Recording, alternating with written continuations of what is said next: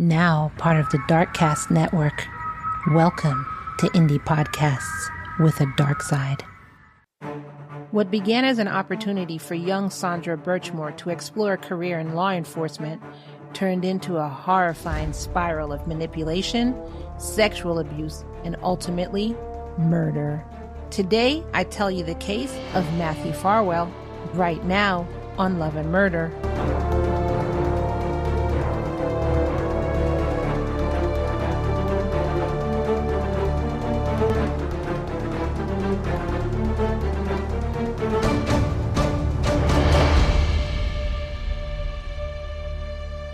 Welcome everyone, welcome lambs to a new episode of Love and Murder, your weekly true crime podcast telling you cases of heartbreak that turn to homicide. I am your host Kai, and if you're new here, go ahead, sit back, take a listen, and if you like it, go ahead and subscribe so you don't miss any more episodes. If you're a returning lamb, thank you so much for your support. It really means a lot to me. Before we begin, I want to say that this episode and all my episodes are sponsored by my lambs in Patreon, patreon.com/Love and Murder. If you haven't heard, we have our November Patreon sale going on right now. So you can get all my bonuses, especially the Kai rants that I don't put on any other platform, right now for only half off. That's $5 a month. Take advantage of it now. It only lasts till the end of November. Patreon.com/Love and Murder.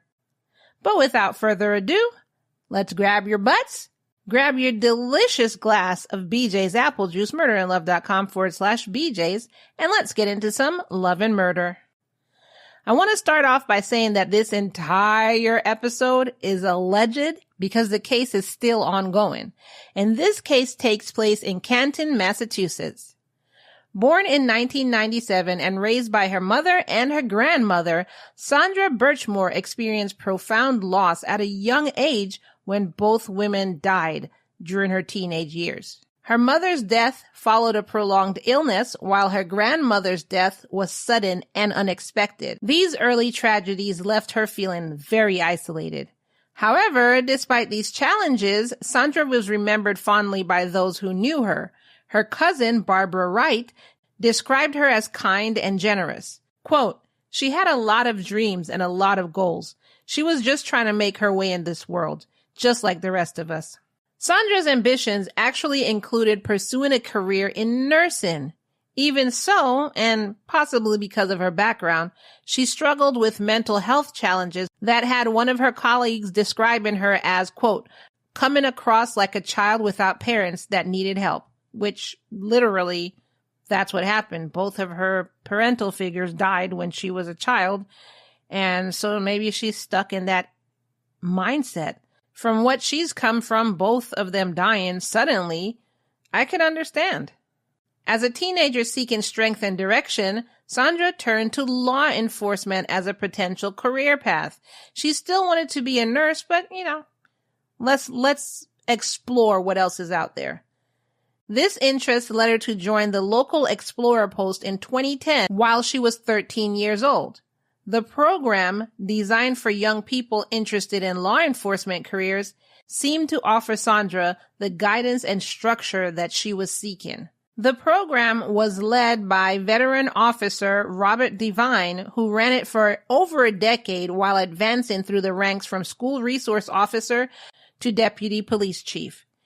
Initially, the Explorer program appeared to have a positive influence on Sandra's life. In December 2020, Sandra found out that she was pregnant. Overjoyed by the news, she immediately began preparing for motherhood. She bought toys and started looking for a photographer to capture her newborn's first moments. She even planned a social media gender reveal for February 14th with a sign that said, quote, "I'm expecting a new little one to love." Fast forward to February 4th, Canton police officers conducted a well-being check at her apartment after she failed to show up for work. What they discovered was horrific. Sandra's body was found in a reclined position with a duffel bag strap tied around her neck, attached to a closet doorknob. It looked like a suicide. One of the first responders noted that Sandra had been dead for, quote, days. The initial investigation by both local authorities and state troopers who were assigned to the Norfolk County District Attorney's Office concluded that Sandra's death was a suicide. Investigators observed no sign of a struggle inside her apartment and found no signs of trauma on her head or any defensive wounds on her hands. So, although the Norfolk County District Attorney's Office and the Office of the Chief Medical Examiner ruled this as a suicide, Sandra's family said, no, it's not. And federal investigators that had come in later didn't think it was a suicide either. Prominent forensic pathologist Dr. Michael Baden, a former chief medical examiner of New York City, who was hired by the family, determined that Sandra's death was a homicide. Isn't it interesting to get that ruling? The family had to put together their own money to hire somebody to then look at the case themselves. So he said it was a homicide, not a suicide. He said, I don't know what y'all were looking at, but his findings were supported by other experts, including Dr. William Smock, an expert hired to assist in a federal investigation. They concluded that a fracture they found in Sandra's neck was inconsistent with the position in which she was found and was more commonly seen in strangulation assaults. Dr. Baden noted that Sandra had suffered a fracture to a small U-shaped bone in her neck, known as the Hyard bone, which fractures, quote, rarely, if at all, in suicide hanging, but does in, quote, half of homicidal strangulation of women. More evidence supporting the homicide theory included autopsy photos showing skin missing from parts of Sandra's nose, consistent with suffocation attempts.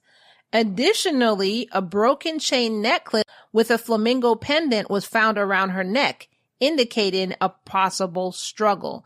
How did the first few offices, because it just wasn't one, how did the first few, because it was three, it was a local police office, it was the Norfolk County District Attorney's Office, and it was the Chief Medical Examiner's Office. How did they miss all that?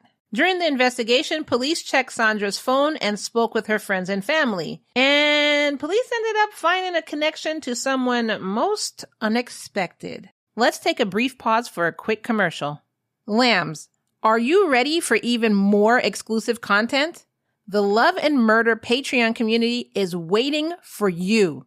Imagine getting access to extra episodes, deep dives into case details, learning more about me. I don't know why you want that. Fun games, commercial-free episodes, and exclusive case extras, all for my biggest fans. And here's the best part. Our Black Friday sale is on all November long. For just $5, you'll get all the bonus for half the price. And if you join now, you'll lock in this price even after the sale ends, as long as you stay in the group. So, don't miss your chance to become an exclusive lamb. Head on to patreon.com/loveandmurder and join our community today. Choose the November sale tier to take advantage of this sale. That's patreon.com/loveandmurder. Sale ends November 30th. So go to patreon.com/loveandmurder. Join now and let's dive deeper into true crime together. And now back to the show. While Sandra was in the Explorers program, remember when she was like 12, 13 years old? In the program, she met a 26-year-old police officer named Matthew Farwell, who was working as Police Explorers volunteer. This was also around the time he joined the Stoughton Police Department. Matthew began using the internet to communicate with Sandra as early as 2012 when she was just 15 and he was 26. The relationship allegedly became sexual shortly after that, with Sandra specifying in a text message that she had lost her virginity to Matthew on February 10th, 2013. From that point on, investigators would notate that their relationship looked like it was marked by control, violence, and abuse. Matthew wasn't just involved in Sandra's life. He looked like he was dominating it based on what investigators found. Over the years, their relationship became one of frequent sexual encounters, many of which involved disturbing acts of violence. Matthew even used sex as a means of punishment, especially if Sandra didn't meet his expectations, whether it was with her academic performance or basically she just wasn't doing what he said to do. Diving deeper into the investigation, police found that this was a relationship of manipulation as well, where Matthew repeatedly told Sandra to delete text messages and keep their relationship secret. He also tracked all of her movements, ensuring that she stayed where he wanted her to stay. She went where he wanted her to go. She did what he wanted her to do. Allegedly, if she turned her phone off, he would ask her, "Why did you do that? Why is your phone off?" And then he would use violent sex acts as punishment for this misbehavior. When Sandra found out that she was pregnant, she told Matthew on December 28th.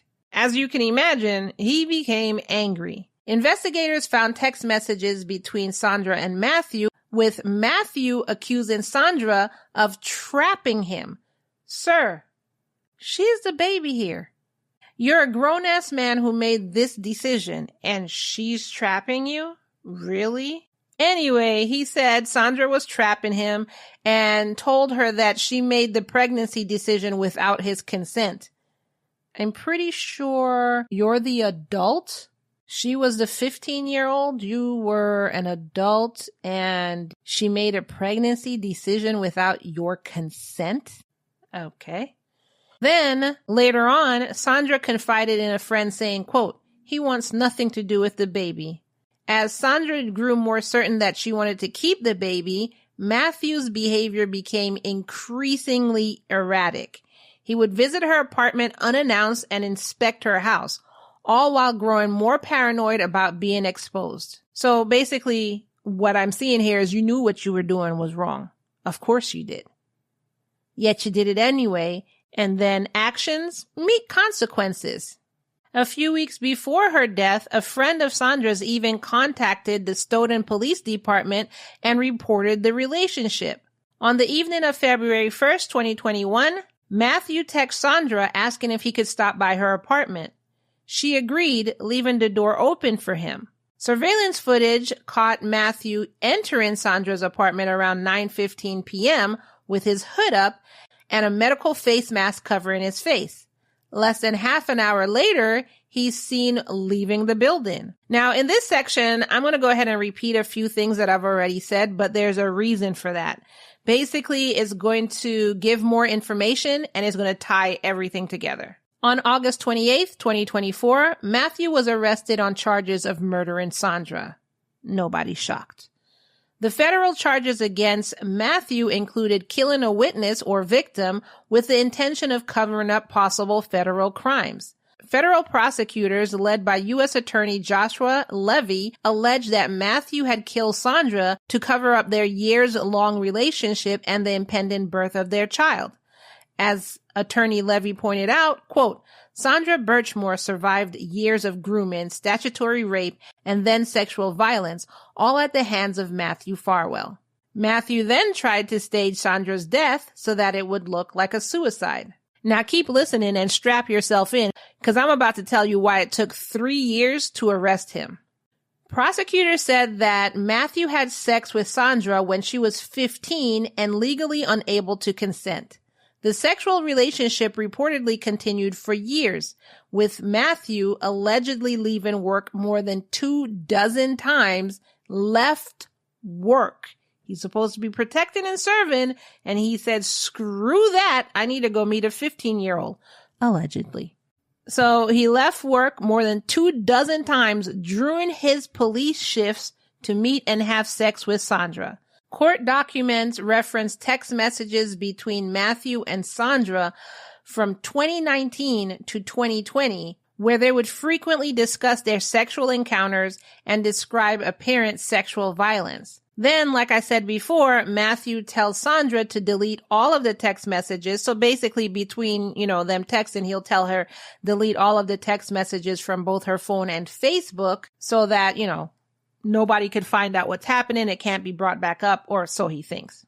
In another text message, Sandra talks about the day she lost her virginity to Matthew, which was April 10th, 2013, when she was 15 years old. Court documents go on to allege that in October 2020, Sandra told Matthew that she wanted a child and they had reached an agreement. Sandra would keep silent about Matthew's criminal acts an extramarital affair. Extramarital. He's married. She would keep quiet about this if he impregnated her. Around December 2020, that's when Sandra found out she was pregnant, like I said. And then she told Matthew on the 28th via text messages. Then, like I told you, since then, their situation started getting even worse. And in one incident, Matthew allegedly held Sandra in a headlock and told her that he wished she was dead. Then, remember I said one of Sandra's friends called the police department? Well, she did that on January 20th, 2021. She called them, told them of this relationship that's going on between Sandra and Matthew, and the department did absolutely nothing.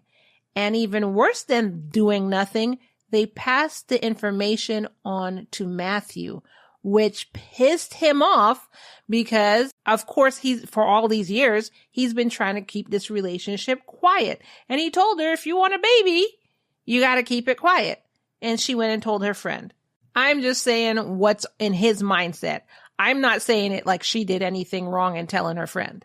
Quote, when Mr. Farwell learned about that call, he became physically angry and physically violent.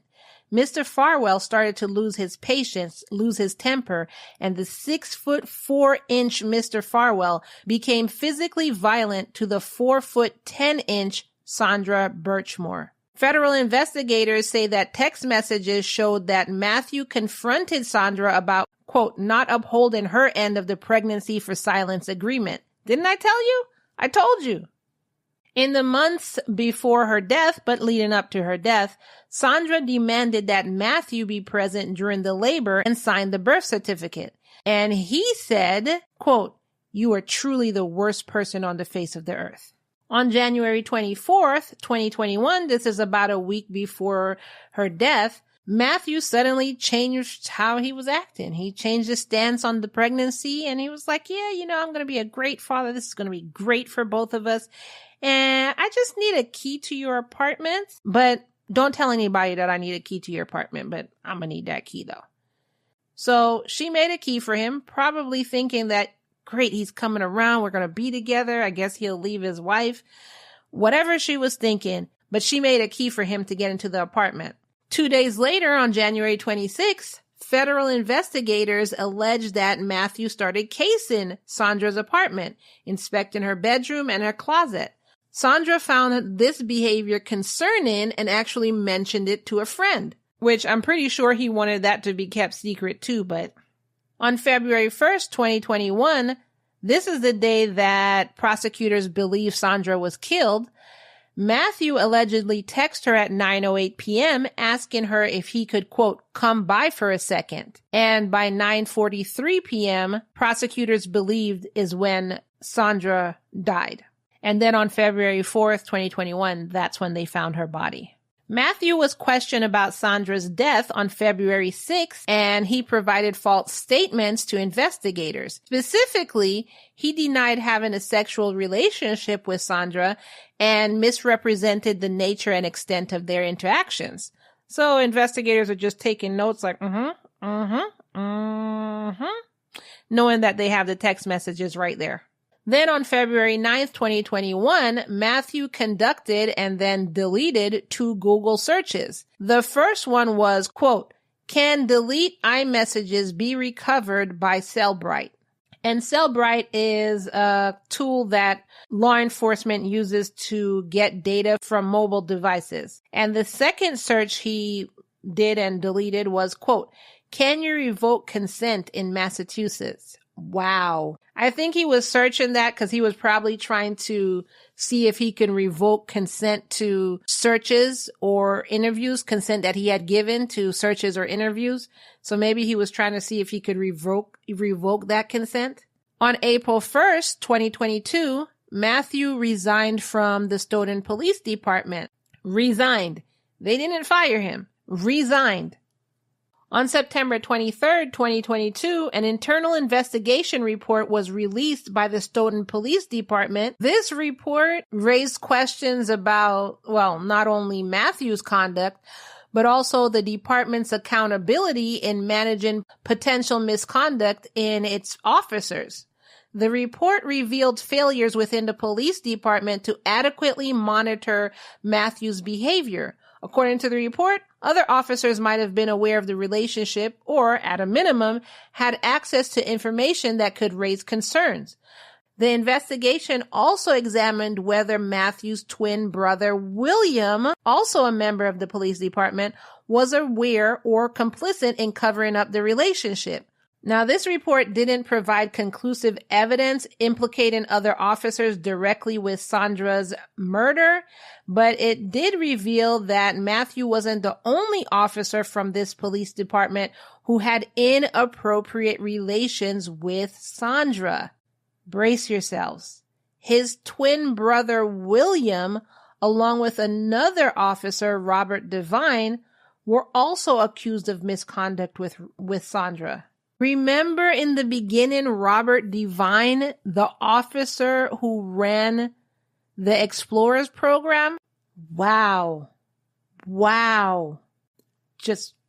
Investigators uncovered text messages between William and Sandra that suggested that he knew that Sandra was pregnant with Matthew's child, and he had still gone to her apartment. And by he, I mean William, had still gone to Sandra's apartment building's parking lot for a sexual encounter with her.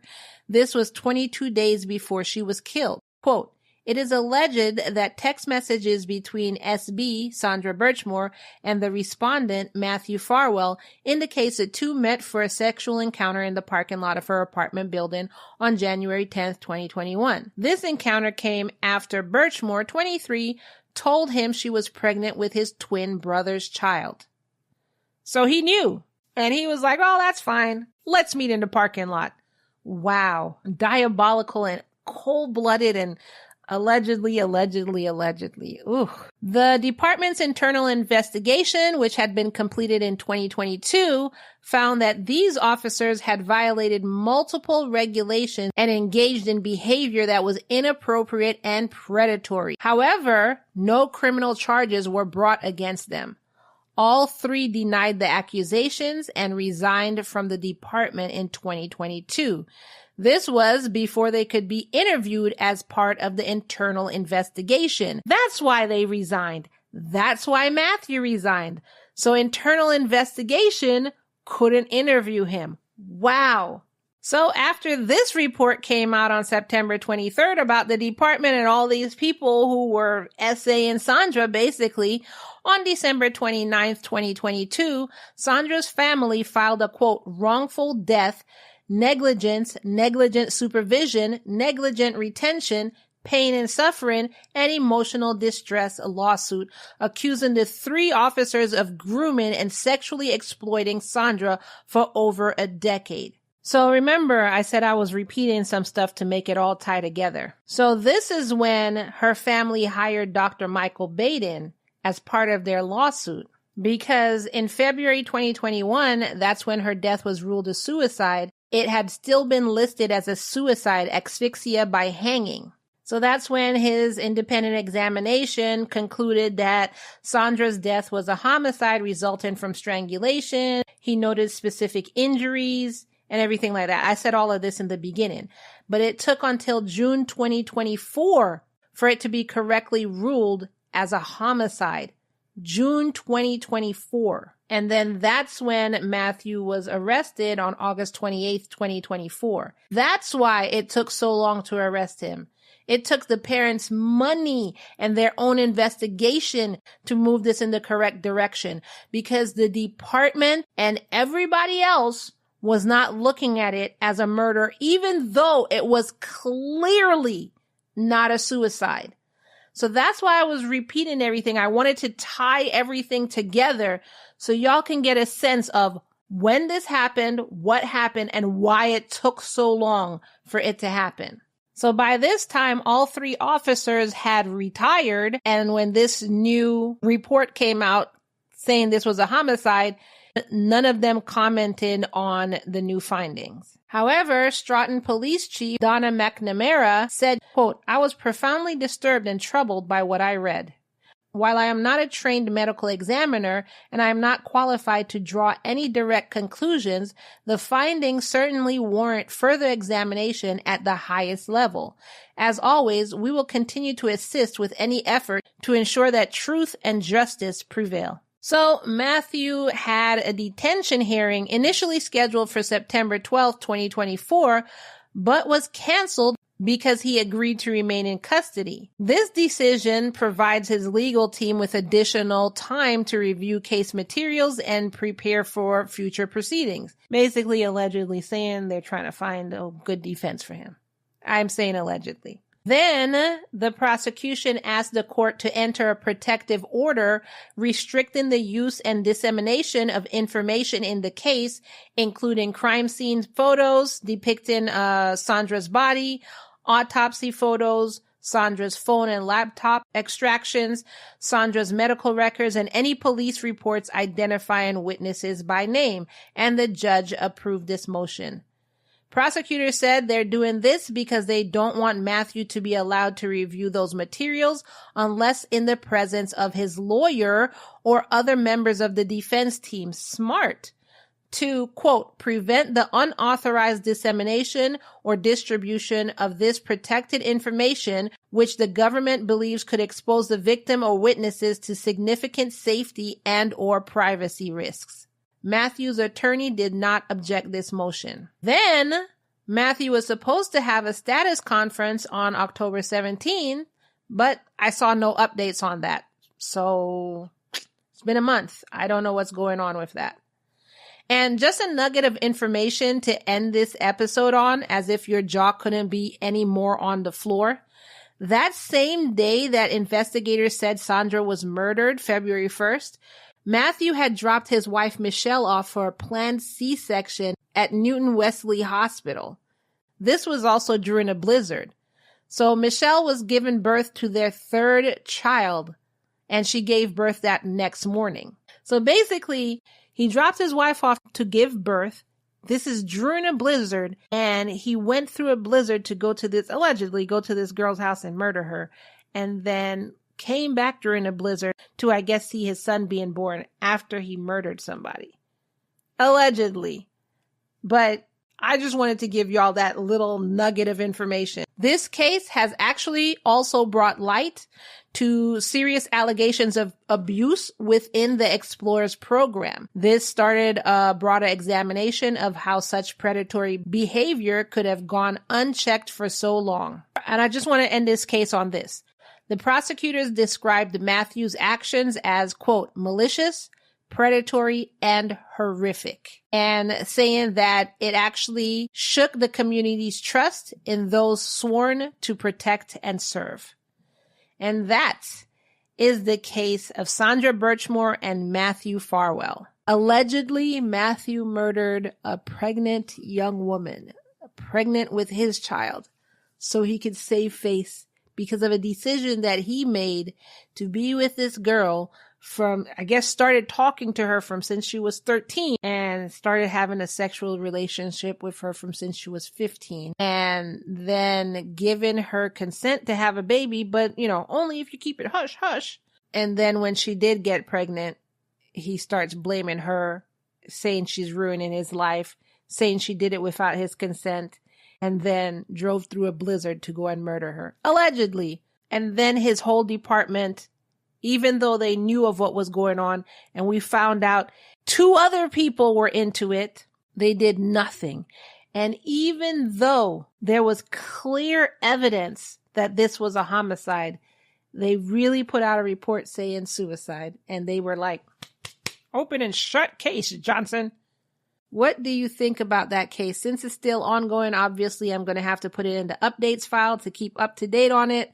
But what do y'all think about that case? Did I miss anything? Maybe I missed some information, some facts. Let me know in the comments below. Speaking of comments, let's get into your comments on past cases. So this one was from a long time ago. We did a case, that's when Shar was still with me. Because, my God, the titles that we used to give this stuff didn't even make any sense. But anyway, this episode was called How the Cow Crows. It was the case of Larissa Schuster. And Vicky Steenson said, "You both so cool." Well, thank you that you think so, Vicky, because personally, I cringe at my earlier episodes. The sound quality is shit. And the way we told the case was just horrible. We were still finding our groove, but I mean, you have to start somewhere, I guess. But I'm glad. I really want to take my earlier episodes down, but all my lambs are telling me not to. But when I say cringe, I mean cringe. It's, I don't like our early episodes, but I mean, like I said, I guess you had to start somewhere. If you missed that episode, unfortunately, I will have the link in the show notes below. If you want to listen to that episode, please don't be harsh on me. I'm already harsh on myself. The next comment comes from the case of Chester Spade. Remember, it was the case of a Reddit family confession that led to a deep dive into murder. And then, the case of Chester Spade. The link is in the show notes below if you missed that. Melissa said, most times the not guilty plea is entered automatically. Okay, thank you, Melissa. She's saying this because I kept asking, like, why do people plead not guilty even though there's a literal video of them waving at the camera with a paper showing the date and a sign saying, I did it. And then on top of that, they confessed in a 20-page dissertation to the cops. Then they go to court and say, not guilty, Your Honor. So I was wondering, why is it that they would even plead not guilty? So she's saying most of the time the plea is entered automatically. So thank you so much. And then the next comment comes from the case of Taylor Shabiznis. If you remember that case, it was meth, sex, murder, and dismemberment. And I asked, do you think Taylor was mentally insane or just a cold-blooded killer? If you didn't listen to that case, you have to listen to that case. That link is in the show notes below. And Christina Bobo said, there were many moving parts to this one. I think that her actions were intentional. However, I think that her desire to kill was a result of the mixture of her mental state and drug abuse. I mean, meth. Who the does meth these days? The depravity of this case astounds me. Not only did she suffocate him, but she SA his corpse before mutilating and dismembering him. Look, y'all gotta listen to this case if you haven't already. The link is in the show notes below. Christina goes on to say, then she disposed of his remains inside of his mother's home. And what was all that mess about loving something so much she had to kill it? Maybe she should have chosen to love herself a whole lot more. This crew of criminals give Keep It in the Family a whole new meaning. That poor baby has a mother, father, and grandfather all behind bars. Thankfully, his paternal grands was able to swoop in up, and I pray that they're doing right by him. Considering that her mother died as a result of alcoholism and her father is convicted of crimes against minors, it's no wonder that Taylor's life spiraled into the chaos that it became. I wonder if she was abused by her father too. Unresolved childhood trauma blended with several mental health diagnoses and washed down with drug abuse is a recipe for disaster. A sliver of me sympathizes with her, and I wish that there were more resources for children who grew up under extreme circumstances. Losing your mom at such a young age and a pivotal point of development is unimaginable. With all that said, the other part of me has a crap ton more sympathy for the mother who woke up to find her son's head in a bucket. I had to go back and listen twice because I said, why the would she put his dismembered remains in his mother's home? My heart aches for the parents who had to listen through the trial and read an autopsy report to learn what was done to their son in his final moments. The fact that the father forgives her and didn't cuss her out is a mystery to me. I admire people who take the high road in these situations because I am not the 1, 2, or 3. Then she said, did she ever apologize or show remorse? So she, as far as I know, as far as the case is reporting, she didn't apologize or showed remorse. I know, Christina, that you're part of the Patreon now using the November sale. Thanks for joining, by the way. If you go to this case of Taylor Shabusiness, you could actually see the case extras that I have in there, which is like, I believe for this one, I think I have court videos. So you could see, actually, give me a second. Let me check. So yeah, I went and checked the Patreon, and actually for this case, there are bonus videos with her full interrogation and basically the full trial.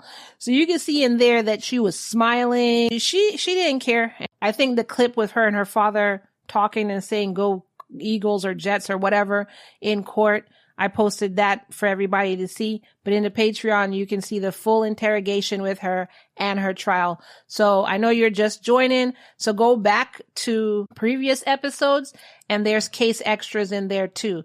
There's pictures. Most of them have pictures. Some of them have videos and court documents. And Taylor Shabusiness is one of them. You'll actually see for yourself that she never apologized and she never showed remorse. And for anybody else who wants to see these case extras, when I do a full case, whatever extras I can find on it, whether it's the entire trial, whether it's clips from the trial, whether it's the interrogation, pictures of the crime scene, whatever I can find of the case, I put that in our Patreon. So that's part of the bonuses that you get by joining our Patreon. Usually you get the case extras at the $3 a month tier. Well, starting out at the $3 a month tier and up.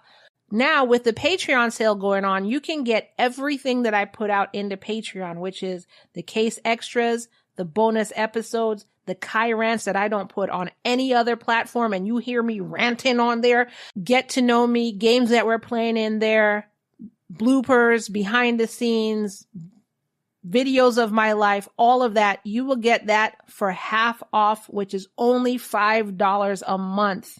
Use the November sale tier in our Patreon, patreon.com/loveandmurder to take advantage of that. This sale ends on the 30th. So I think you have, 2 more weeks to go? The people who have joined the sale using the November sale tier, they're really enjoying what I have behind the paywall on the Patreon, and you can be one of those people too. So go ahead and join now, because once the sale is over, the price for this whole thing goes back up to $10 a month. Patreon.com/loveandmurder. Choose the November sale tier and you will get this at half off. Sale ends November 30th, but you will be locked into that price for as long as you remain a Patreon. Patreon.com/loveandmurder. Don't forget that a free and easy way to help out Love and Murder is by simply sharing this episode. You can go ahead and hit share on whatever platform you're on now. And as we say here, you share it with everyone you know and everyone you don't. So go ahead and share this episode in your text messages or your WhatsApp with your friends and family. And then head on over to our social media. You can go to our Instagram, our YouTube, or our TikTok and share one of the clips over there on your social media. Share with everyone you know and everyone you don't. And as we end each full episode, I want to remind you that it's, say it with me now, all love and no murder, y'all. Stay tuned for my commercial guests. Bye.